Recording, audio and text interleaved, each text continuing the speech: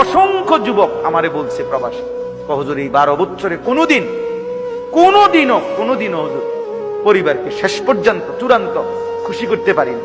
মাও নারাজ, বাপও নারাজ, বউ বাচ্চাও নারাজ। 5,000 টাকা দিলে কয়তে একটা বিদেশ করে, তে বুঝি তার হাতে কেমনে 5,000 টাকা দিত, তে বুঝি পারলো না 10,000 টাকা দিত। কথা বুঝেন নাই? অর্থাৎ সবাই মনে করে তে আরো দিত। মাও নারাজ, বাপও নারাজ, পুতও নারাজ, জিও নারাজ, বউ নারাজ। এই হলো প্রবাসীর জীবন। প্রবাসী এই এক প্রবাসী আমারে বলতেছে এইবার, এই তো আমার জড়াত, হুজুর আমরা কিচ্ছু নাই, আমার লাগে একটু দোয়া করে। আমগো কিচ্ছু নাই হুজুর। আমি কই না ভাই আছে, আল্লাহ যারা আছে সবাই। হে না, হে কান দেয়ার কও হুজুর, না আমার কিচ্ছু নাই হুজুর। আমি সারাটা জীবন দিয়ে যাইতেছি, কেউ খুশি হয় না। আরো দিলে ভালো হইতো,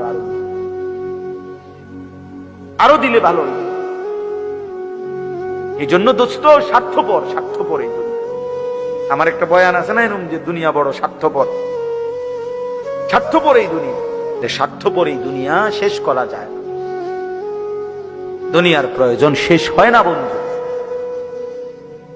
এই বিদেশ প্রবাসী, আহা কি পরিমাণ মায়া লাগে। 12 ঘন্টা ডিউটি করে আবার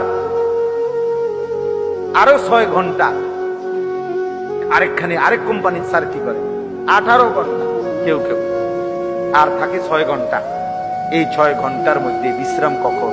নিজের জামাগুলা নিজে ধোয়, নিজের রান্নাটা নিজে করে।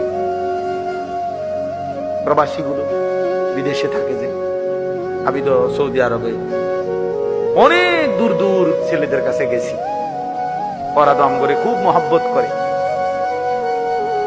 তাইলে এই নিজের রান্না নিজের, কত ছেলে যে বিশ্বাস করো ভাইয়া কি পরিমাণ কান্দে, আল্লাহর কসম। এটা যদি আমি দেখাইতে পারতাম। এখান থেকে এটা বিদেশ অনেক কষ্ট, এই কথাটা কইলো তুমি বুঝতে না ভাইয়া, অনেক কষ্ট। এটা কইলো তুমি বুঝতে না, এটা কইতে তো 1 মিনিট লাগছে, আর অনেক কষ্ট। বাস্তবতা হলো তার চাইতে অনেক বেশি কষ্ট।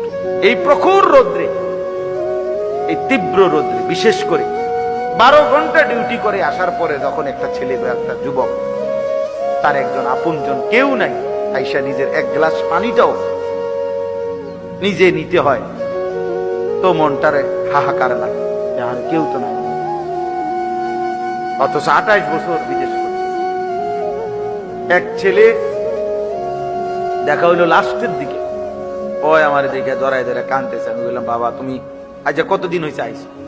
কয় হুজুর 3 বছর। এই শেষ আমার যে ছেলেটা খেজুর আইনা দিছে মদিনায়, ও ছেলেটা